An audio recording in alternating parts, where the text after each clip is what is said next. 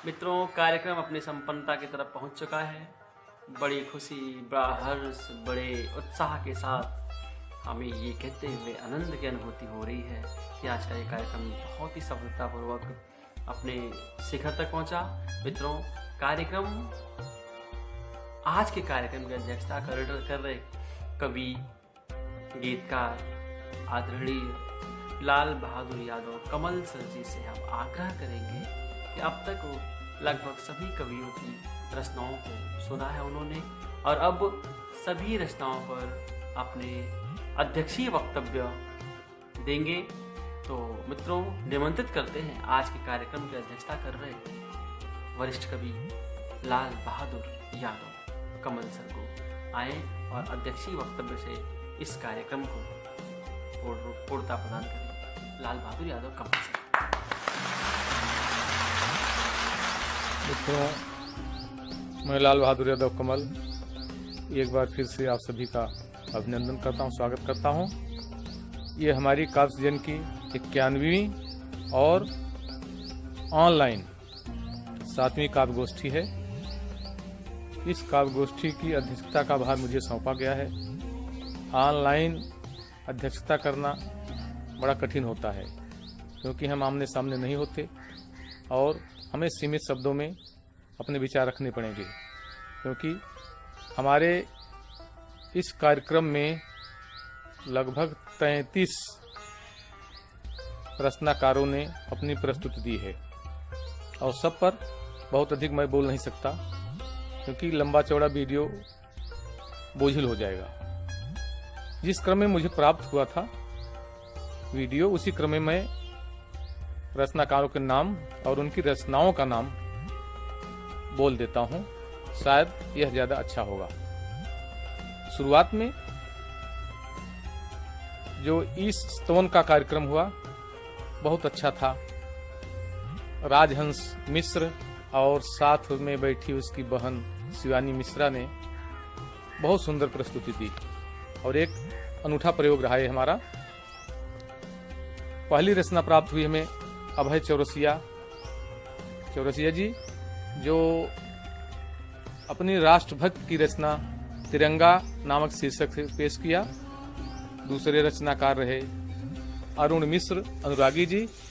आंखों में थी बंद तस्वीर उनकी, अच्छे स्वर में उन्होंने श्रृंगारिक रचना को पेश किया। रेखा तिवारी, माँ तेरे हिंद पे दुश्मन ने नजर डाली है और मजहब की दीवार, ये रचनाएं प्रस्तुत की। शैल बाला अग्रवाल आगरा से, बापू से हमने क्या सीखा, राष्ट्रपिता महात्मा गांधी पर अपनी रचना प्रस्तुत की।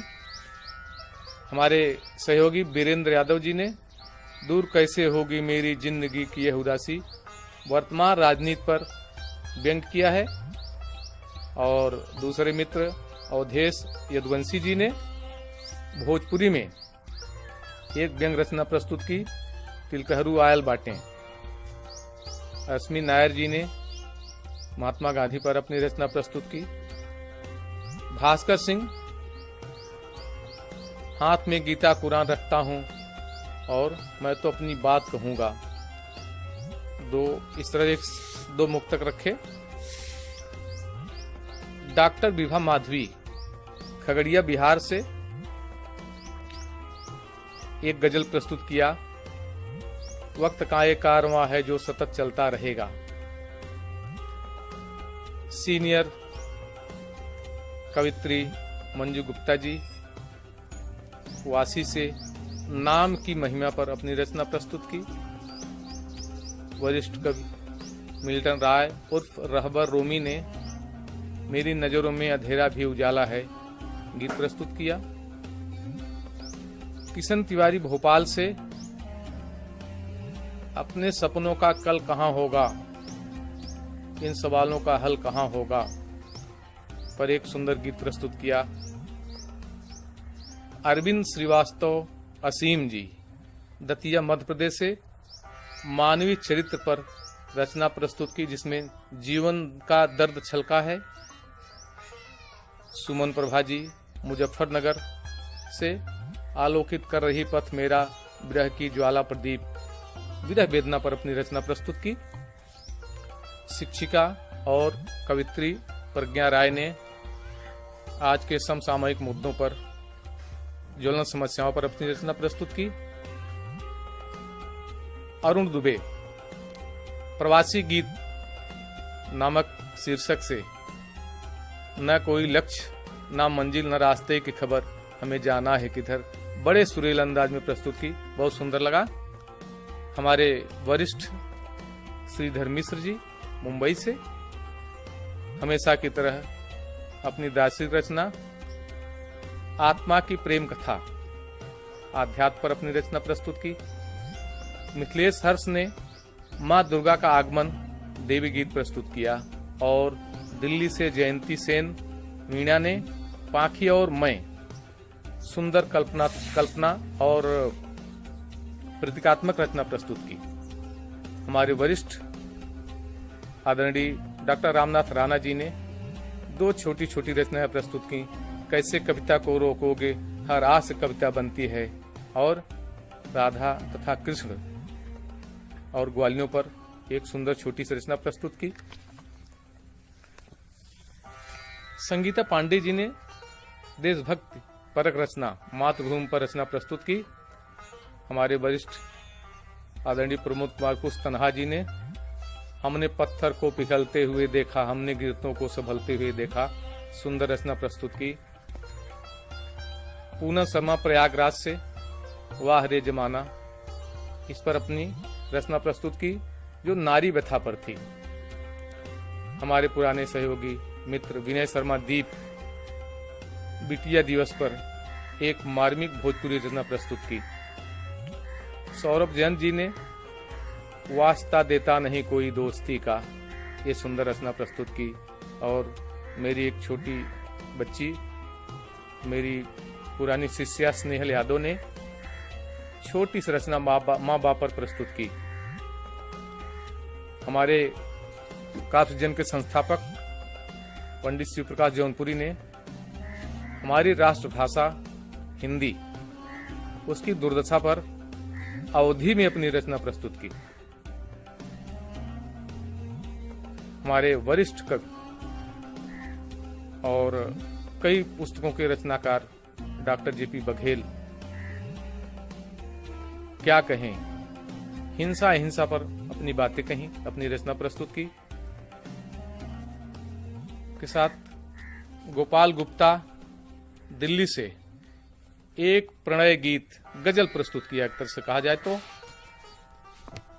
रसमलता मिश्रा जी ने, जो कि बिलासपुर छत्तीसगढ़ से, छंदबद्ध रचना कृष्ण पर प्रस्तुत की। और मनोज श्रीवास्तव लखनऊ से कोरोना महामारी पर अपनी रचना प्रस्तुत की। साथ ही साथ अच्छे संचालक और हमारे युवा कवि पंकज तिवारी जी, ये कई बार से संचालन कर रहे हैं और बड़े होनहार हैं। हम इनके उज्जवल भविष्य की कामना करते हैं। बड़े अच्छे ढंग से अपनी प्रस्तुति दी है। साथ ही साथ हमारे एक और सहयोगी प्राध्यापक अंजनी कुमार द्विवेदी जी विशेष कारणों से अपनी प्रस्तुति नहीं दे पाए, लेकिन उनका मार्गदर्शन बराबर हमारे ऊपर रहा, बराबर करते रहे, बराबर सूचनाएं भेजते रहे। उन्हें भी हम जो है बहुत धन्यवाद देते हैं सर को। और एक तरह से कहा जाए तो ये हमारा बहुत लंबा चौड़ा कार्यक्रम था। अध्यक्षीय भाषण में मैं इतना ही कहना चाहूंगा कि कुछ लोग अपना नाम नहीं दे पाए, अच्छी बात नहीं है। बार बार कहा जाता है कि लोग रचना पढ़ते समय अपना नाम ना छोटा सा परिचय जरूर दें, 15 से 20 सेकंड का तो कविता पर और अपने ऊपर अपना या परिचय जो है जरूर दे दें। साथ ही साथ रचनाएं 2 से 4, बहुत लंबी हो तो 5 मिनट तक हों तो ज्यादा अच्छा हो। मित्रों, अध्यक्षीय भाषण में मैं केवल इतना ही कहूंगा कि आप सभी का सहयोग बराबर मिलता रहे और हम जो है दूर रहकर भी एक दूसरे के नजदीक बने रहें, जुड़े रहें। आप सभी का हार्दिक अभिनंदन करता हूं। नमस्कार करता हूँ। धन्यवाद।